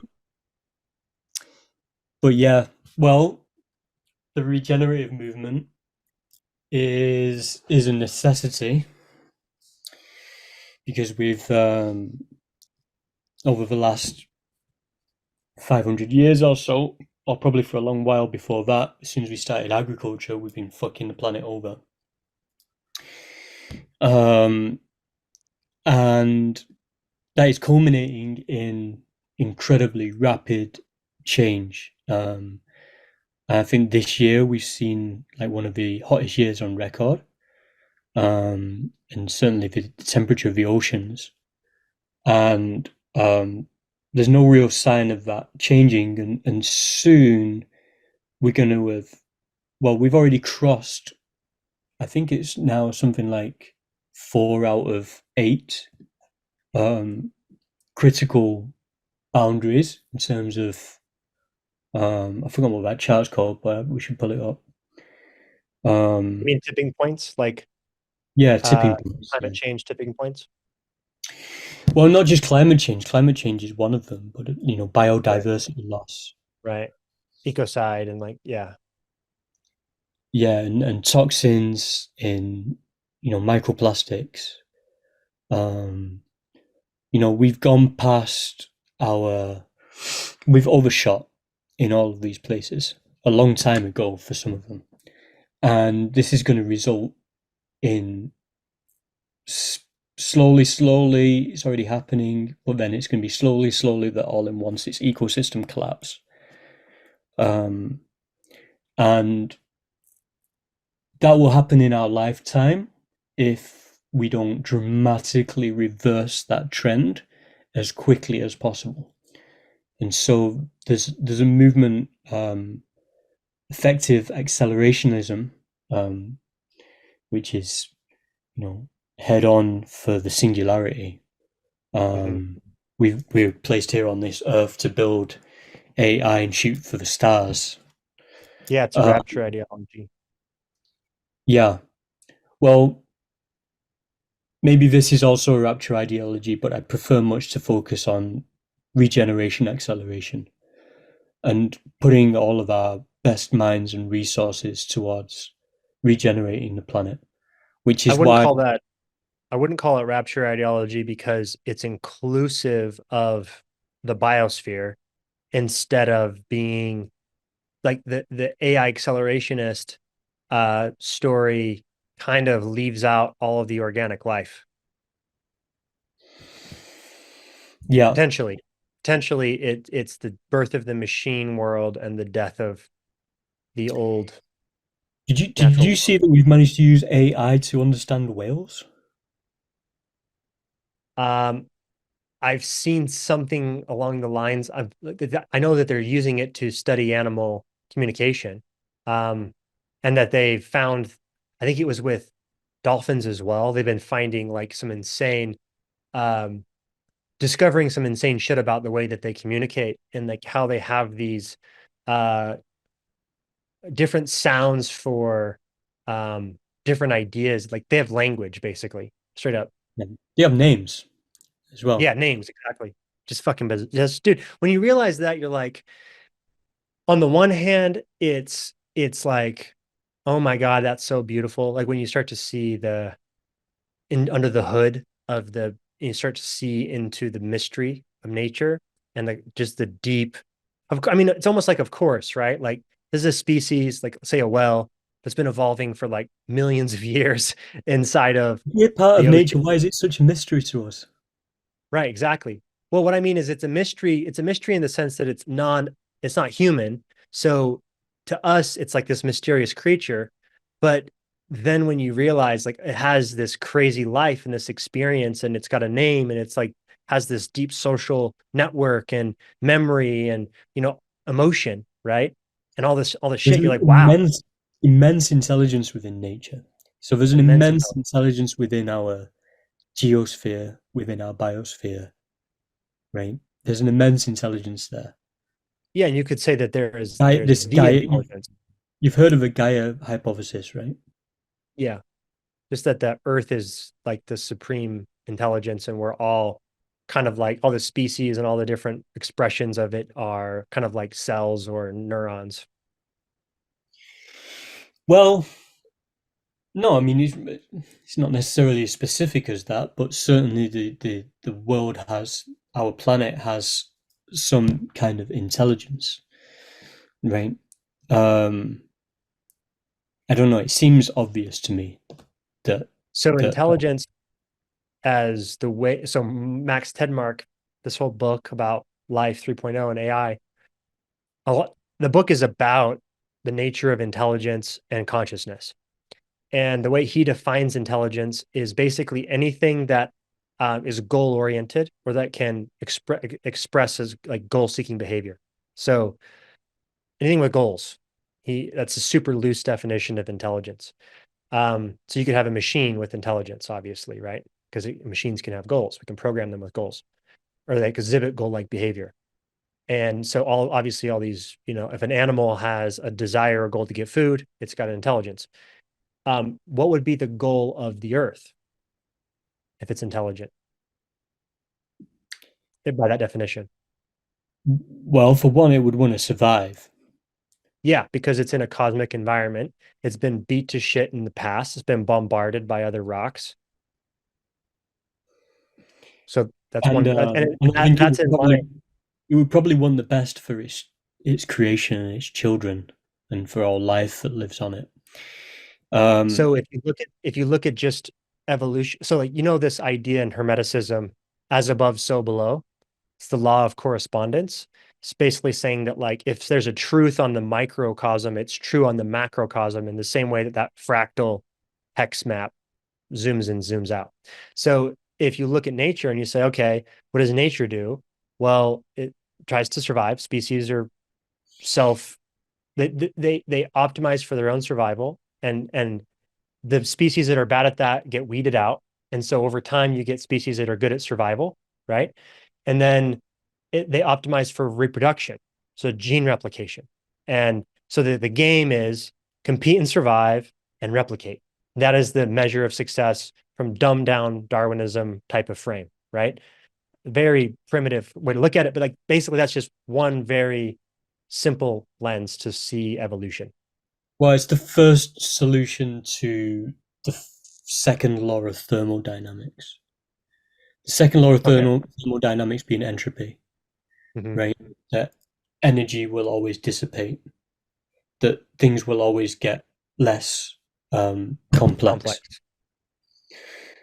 Okay. And with that in mind, if we know that if an organism knows that energy is dissipating, then it has to try and get as much for itself and get rid of as much waste as possible and put it outside of its bubble. The thing that's always confused me about this is that, and I just don't understand it very well. If everything is orienting towards entropy and less complexity, why does everything seem to be getting more complex? Well, because we have an abundance of energy on planet Earth. It's energy is the mixer there. But, but we're exporting that entropy onto something else. aka the environment, right? So when as Yeah, human societies become more complex, our environment becomes, say, less complex. It gets more exactly. destroyed. Yeah. Okay, so there's always like a bill, there's a balance sheet. Um, the thing I was going to say though is this microcosm of nature and evolution. I'm calling it a microcosm in terms of species on Earth. The macrocosm would be the Earth itself. So now let's say if those things that were true for the species are true for the Earth, and there's this law of correspondence, then you could insinuate or infer that Earth wants to survive and replicate,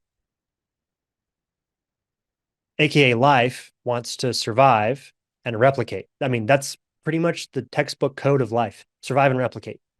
And so, what if this whole evolutionary tree of Homo sapiens, the species that knows and develops tools, and then eventually artificial intelligence and space flight, and is created, like you said, there's the geosphere, biosphere, atmosphere. Humans created the noosphere. So Earth evolved humans, which was essentially its cortex. So Earth evolved a neocortex. We're the nodes of the cortex. We've interconnected and made a global brain that's waking up to the cosmos, pointing telescopes into deep space, creating spaceships and AI and whatever. And now Earth's preparing for panspermia, which is the replicate part, but it has to survive. So, in other words, like it can't get fucking bombarded again or nuked. Like we have to figure out how to get past the survival filter that keeps resetting the complexity meter. And we got to, while the complexity meter's high, we got to shoot a bunch of sperm cells out into space. Well, mm, I wouldn't. I wouldn't necessarily look at it that way. Like Well, wouldn't you say that complexity will? when we have this energy, right?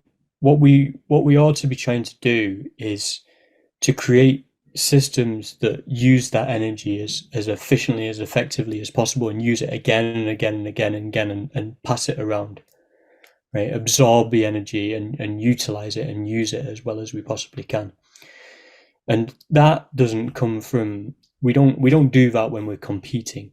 Competing is a waste of energy. Only one person wins, and two people put in the effort, right? If we can collaborate and if we can cooperate and if we can find ways of arriving at decisions together. And by the way, AI, at the moment, AI is trained on our voices. It's trained on our writing. It's trained on anybody who's written anything and is on the internet, um, publicly. In theory, if it's public, then AI can be trained on it, which to me is quite silly, because if I wrote something publicly, that's not to train AI, it's to tell people what I think, right? I don't remember agreeing to that. Um, and so, but this AI is not, if it was owned by us, that would be different, right? And if we all had an equal opportunity to be able to train it, that would be different, right? So perhaps we don't all want an equal, perhaps that's, we don't want that everyone having an equal opportunity to be able to train it, but what we want is somehow to be able to determine where the signal is amongst us, that gets the most support from our species to be able to elevate those projections on reality, right? In terms of how we collectively want to create the world. Um, and that's collective intelligence, and the systems of, we can build systems of collective intelligence. We already have done with corporations, right? These are systems of collective intelligence, but when we embed AI into these, we can massively elevate our collective intelligence, and we then have a responsibility to not just be intelligent but to be wise with Okay. with that power and that energy. All right. So well said. I want to circle back to, I'm going to respond to all that, but so starting with what you said about competition. you said competition is inefficient and a waste of energy because, all these things are competing and burning energy and only one thing wins, right? So why would we design systems where, it takes 100 million sperm to get one of them to an egg, and they just all waste that energy to get the genetics in there, right? And there could be a way more efficient way, just one sperm. Um, I think there's actually you said it earlier, nature's got this deep intelligence. And I think that uh Yeah, but it, but wait, sperm aren't competing. They're just all trying 100%. to get to the same place as quickly as possible, and there's no advantage in collaboration. I mean, what would it look like if you saw a load of sperm collaborate? What would that even look like? You can't imagine it. No, I think it's a race. I think it's a competition because once the egg gets fertilized, none of the other sperm genetics matter. So if nature is an amoral novelty engine of survive and replicate. Hold on a second. Let me just lay this down. So if it's a novelty engine that's amoral and it's literally like throw all the seeds out there, see which ones fucking grow. Throw all the species out there, see which ones survive. Maximum novelty, try all the combinations of genetics endlessly. So like each one of those sperm is a unique combination of genetics, and there's 100 million of them. So, whatever one is gonna win that race is the one that gets to be born. And then that's only born in a whole population of these other individuals. Which one of those get to survive and reproduce? So there's now a massive like just engine of novelty and complexity. It's actually incredible and very intelligent. And I would just argue that it's very efficient as well. So you're saying that competition's inefficient, but really, if on the micro level, it might look inefficient when you look at, multiple lions trying to get the same gazelle or whatever. Uh, Maybe that's a bad example because they probably share it. They're probably in the same pride. But, you get my point. Like one thing eats, another thing starves. That seems bad, but it creates an efficient predator. Over time, over many generations, it creates the most efficient hunter because only the ones that survive or the ones that were successful hunters survive. And so they pass on their genetics. So Well, but what if extrapolate. you formed groups of successful hunters? I mean, animals hunt in packs, so Yeah. it's So about then now you're contribution. in that example, not all animals hunt in packs. Most predators, I would say, are solitary. The ones that are hunting in packs or in groups have optimized for coordination and for cooperation. And so those genes survived. And so just like humans, we evolved to be highly collaborative Right, because but it we was don't. better. They don't hunt one another though. Jaguars in the jungle, they don't hunt one another. Right. They don't need to. There's there's prey that's running from them. So, but I don't see how that's the Well, I point. guess I guess what I'm getting at is that where there's a race and there's no advantage to cooperation, then of course, like race to get to the end. But that's healthy competition, and we see it all the time, and it's fun Yeah, for yeah. like So there's nothing wrong with that. I'm not saying throw any of that out, right? okay, so just to be clear, there not only is there utility in competition, but there's no way to throw it out because that's going against what seems to be a pretty fundamental law of nature. Like it's competition all the way down on the level of bacteria and the level of microbes. Like everything is fucking at war, competing all the time, like in your body right now. No, but again, distinguish between the Jaguars aren't killing themselves, right? No, We're we don't Jaguars don't need to compete with themselves, right? what do The you mean they race. do? No, they do. Like the jaguar, if it's successful and it reproduces, there's more jaguar. And then those new jaguar start to bump into the territories of the other jaguar that are already there. And each one needs 400 square miles because they're apex predators. And so what happens? They fucking duke it out to see which jaguar gets the territory when there's too many jaguar. Like it's a fucking war, dude, all the way down. Nature is competition on, but what's interesting is that competition gives rise to harmony. It gives rise to equilibrium in an ecosystem and a balance between prey and predator and a balance between species. Yeah, it's this beautiful, weird kind of. fucked up thing at the same time. It's bizarre. So all I'm trying to do is I'm framing that because we're not separate from that system. And so, Sure, I get it. I get it. Look, okay, I'm not saying that there's no room in the world for competition, right? But there's a difference between a world that is entirely skewed towards competition in the world that we have, that is baked in, that we have to compete because, and again, I'm coming back to money, but um, you know, when we work together, we can achieve a lot more. I think everybody knows that, really. right. Um, But what's driven that? What drove that cooperation?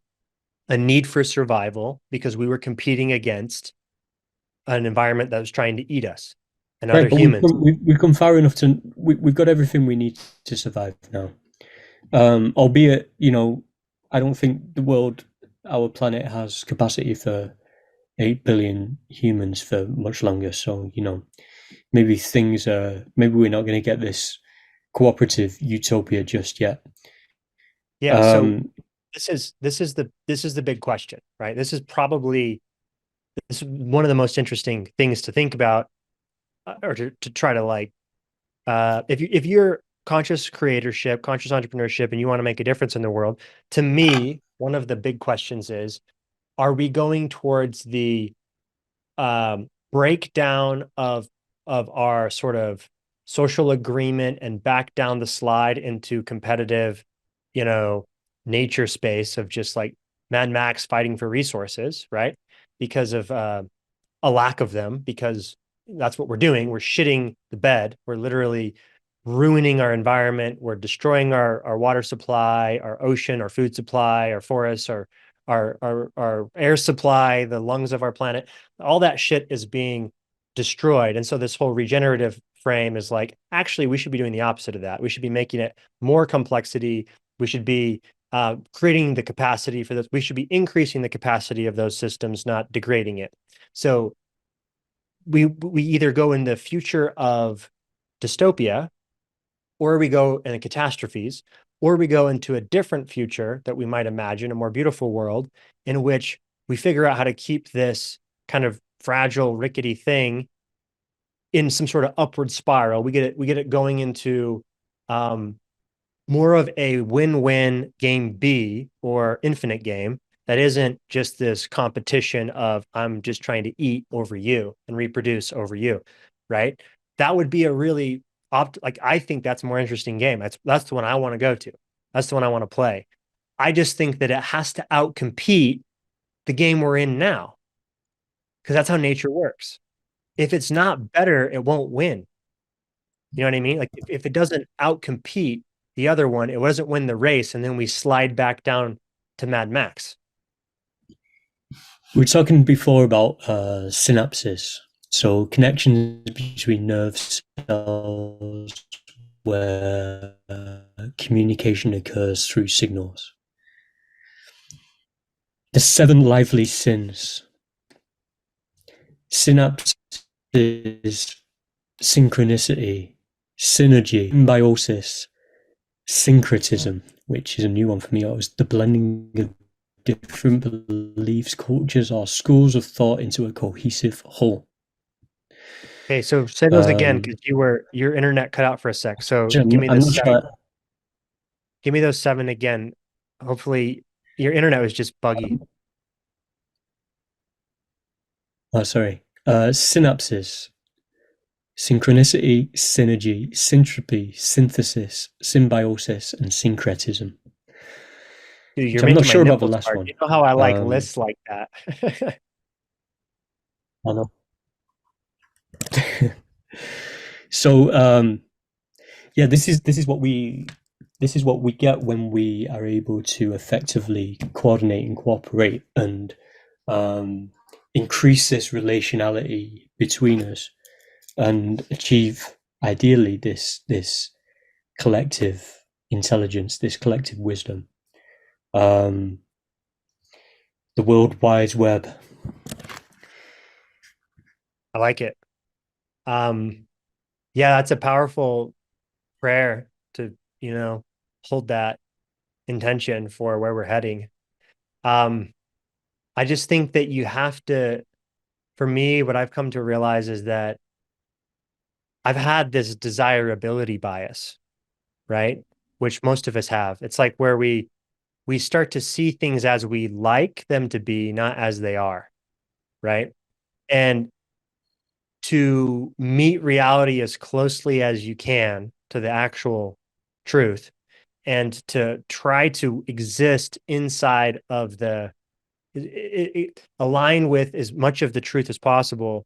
And then within that, exert your will and agency, to create the upward spiral, to bring your unique creative expression and your unique gifts into the world, and to collaborate and have fun, and to like enjoy the ride because, we're just on a ride anyways. Like, might as well have a good time. But you can't, you can't just by wishing it into existence. That's not how it works. You have to, you have to play by the rules of the universe.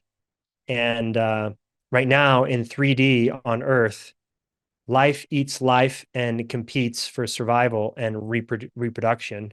And our current game, economics, that we were, railing on before about, the root of all evil and the issues of our money system, in a way, is just an expression of our biological system. It's just an expression of survive, replicate, you know, in some, and there's a lot of room for improvement if we want to play an infinite game, but we just got to be aware of like how it works, and maybe there's a way in which we can be these composter cells where we take this old legacy thing and we transmute and alchemize it into the infinite game. The 8 forms of capital, dude. Financial capital is not just Hold up right now. that's not it's not just one. It's not the only form of capital. And what we want to do is transmute financial capital, compost it into the other forms of capital, which effectively all represent the other ways in which our planet and our species can thrive. So let me just, what are the 8 forms of capital? Okay, here we go. There is intellectual capital, spiritual capital, social capital, material capital, financial capital, which is the one everyone thinks of when you say capital, living capital, cultural capital, and experiential capital. Yeah, there's as many forms of capital as you can think of to categorize. We like to categorize things. Um, it's just that we tend to focus on just the financial one. And if we were to find ways of focusing on the other ones, then financial capital maybe would not be so important. Yeah. And really, the financial capital should function as a amplifier or as fuel for the ship. I had this visionary float a while back, a couple weeks ago, where I saw like my in my mind's eye that my life was I'm like the captain on this ship, and the ship is like a kind of void, like it was like this kind of mix between a boat and a spaceship, right? Like it was this transient thing where like people were coming in and out of the ship, like relationships were coming in certain parts of my life and then maybe leaving in other parts, and humans were being added and things like the ship was sort of this living thing that was always changing. And it's like if I don't know if you heard the story of the ship of Theseus, where it's like the boats always they're replacing the planks all the time, and it's like, is it still the same ship once all the planks have been replaced, right? It was kind of like that, where the ship's this fluid thing changing, but it was my it was my ship by which I navigate reality, by which I navigate the universe. But and so like in thinking of these 8 forms of capital, think about how your ship is holding or is an expression of those types of capital, right? Like there's the material of the ship, right? Like there's the the wood or the fucking house you're in or the software you're using. Like there's the tools that you have, right? There's the financial, the money just propelling you, the living capital or like the fucking people, right? Well, is it the money that propels you really? Well, what I don't mean it's the only thing propelling you because obviously spiritual capital and experience and intellectual capital, everything it's a complex thing. They all are interrelated. So I need to know where I'm going before I can propel, right? Or else I'm just like sailing blind into oblivion, into nowhere. And I'm just getting blown off course to wherever. So I obviously want to have a way to steer and an idea of where I'm going and hopefully some kind of map. Um, so that's not financial capital, right? But the financial capital might be the wind in the sails or the fucking fuel in my rocket. You know what I mean? Like I got to fill it up. So how do you do that? Well, I mean, how do you build a business, right? Without, well, I'm not going to say without money, but what do you use the money for? To as fuel to propel the ship No, no, being the there's business don't talk in metaphor anymore. What do you use the money for in business? To pay to pay people, people. right? So that's social capital, right? Labor, human So resource. you're exchanging financial capital for social capital and potentially material capital because you probably need materials for your business. Right. Um, but if people did what they wanted and not what they were paid to do, they would still find ways to. You would still end up with having a big groups of people wanting to achieve the same thing and working together on it, Yeah. So right? ideally you would have a business, and this is what I would say is conscious entrepreneurship, where that's exactly the case. And the people working together are doing it because they want to.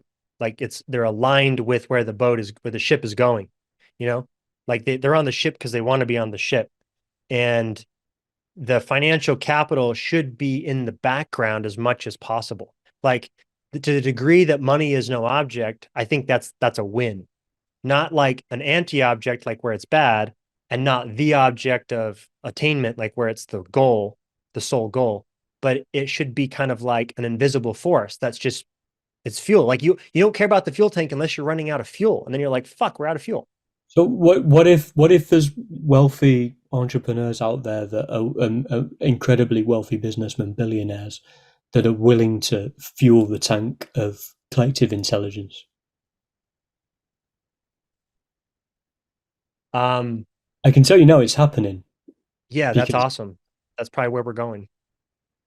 yeah, well, this is the network state. It's a Yeah, it version. depends on the frame because there's like this libertarian frame of the network state, which is very individualistic and very much about Yeah, I'm not private talking about property. that version. That version's bullshit. I'm talking about this version. Uh, that's funny because the guy that came up with that term is pretty much on the libertarian side of the spectrum, I think. Oh yeah, Balaji. Yeah, All right.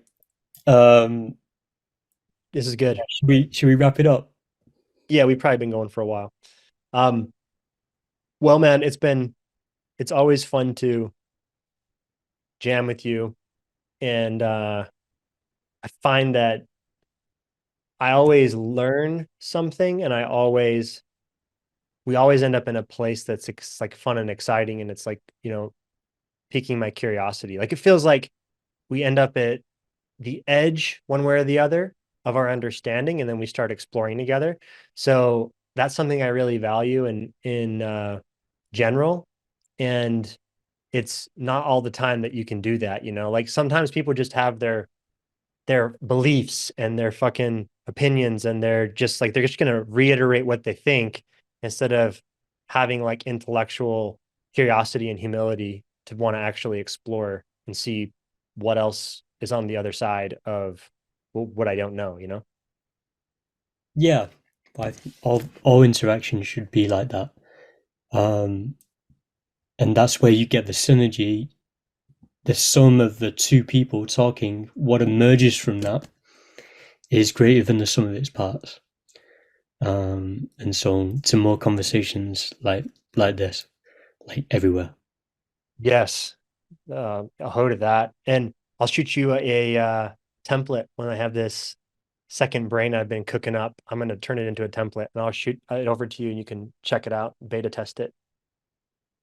Oh yeah, one last thing I didn't talk about the because probably by the time you get this out, I didn't talk to you about the land back program for the indigenous people.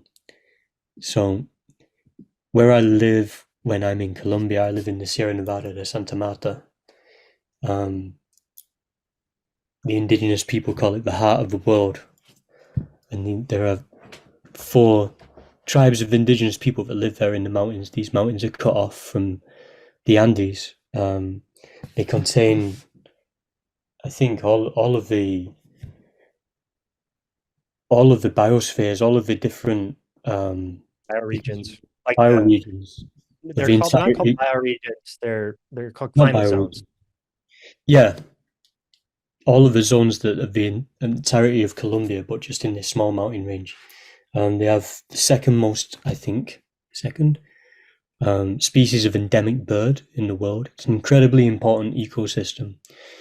Um, and of course, most of the land had been taken from indigenous people through colonialism, and the Spanish invaded, and then subsequently with, you know, poor land management and government decisions and lots of mining and selling off land to big corporations and things like that. And so they've stewarded this land effectively for thousands of years. This important ecosystem has remained intact. But over the last 200 years or less, really, we've uh, the little brother, as they call us, they are the elder brother. Their little brother has destroyed, I think it's around 65% of the old growth forest there. It's not to say that there's not forested in places where it's great, but the old growth forest has been ripped apart. And so there needs to be a lot of regeneration work there. And these indigenous peoples, they live in moneyless societies, and they know how to live on the land, and they know how to work with nature, and they read nature, they understand nature very, very deeply, and they study it, and they can see that their ecosystem is collapsing, and they can read it in the flows of the water and the flows of the energy in the forest. And there's some very good documentaries on them, actually. There's different tribes there. There's the Kogi or the Kagaba, and there's the Arwako, and the Wiwa, and the Kansuma. I don't think there's many left of them, and I think I forget the name. But there's a film called Luna, which you can watch by the original was a BBC documentary. I don't think Luna was. The Heart of the World is a BBC documentary by Alan Herrera. And Luna they invited him to go back so that he could deliver a message to humanity that we need to